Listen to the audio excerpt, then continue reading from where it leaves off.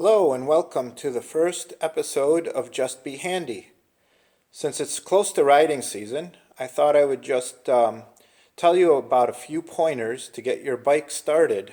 This carburetor is out of a Buell Blast, but it's your typical Harley CV carb that's made by Cahin. And these are just some pointers as to what to do for the riding season when it starts and your bike's not starting up, and instead of taking it to the dealer, this is a quick way to get that carburetor unplugged and quickly getting on the road.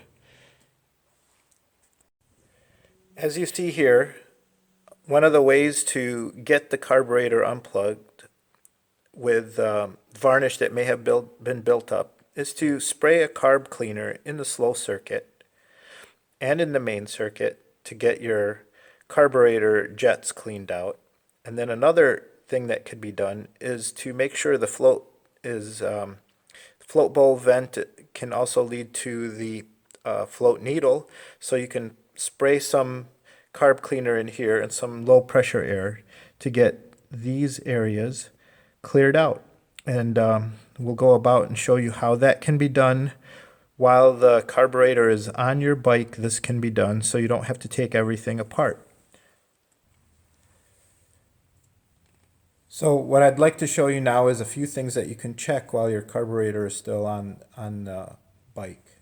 One of the things is check the function of the CV. This is a diaphragm that basically, as the air goes through this passage here, will lift this up, and the needle goes up, and this meters how much fuel comes out of the main jet.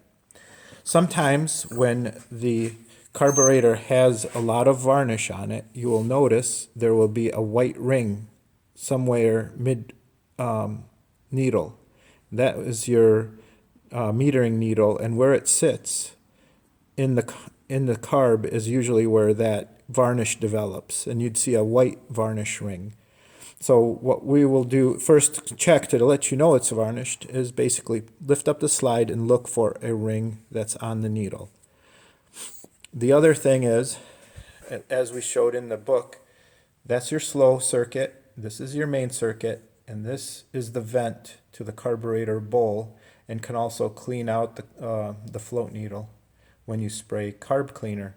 When you select a carb cleaner, make sure that that carb cleaner does state that it gets rid of gum and varnish. If it doesn't say that it gets rid of gum and varnish, then it's not a really good carb cleaner to use, because really that's what we're trying to get rid of here, is the gum and the varnish that builds up from these new fuels. One of the first things to do, and always wear safety glasses when doing this, because you will have fuel sprayback, is lift up the slide so you can see what's going on. Put the spray nozzle as far in as you can, and spray, and you see fuel came out. This is a good sign that fuel is going through the slow jet and back up. Do the same for the main jet.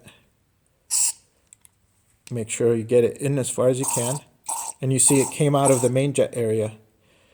This is another good sign that the jets are open, but this high pressure coming out of the can helps that get open. The next thing you want to do is get some shop air at about 30 psi and blow through those. That will prevent the carb float bowl from collapsing, so don't go over 35 psi.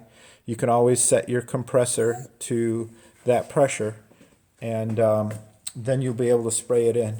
But before I do that, I'm going to spray a little bit in here for the float bowl as well.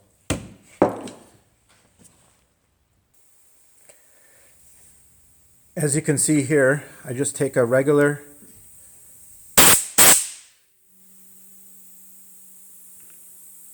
shop air, and just blow it in there. As you saw, it blows a lot back. That's why I always caution you to use safety glasses when doing this.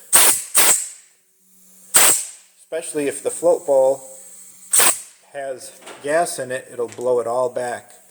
Now that process will definitely open up all the passages in the carb, and I will also show you the passages in the back of the carb and how they should look as well.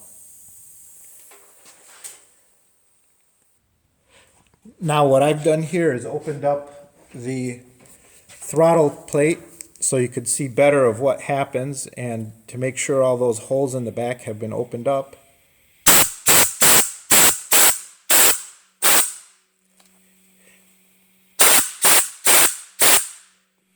That was the main circuit. There's a slow circuit.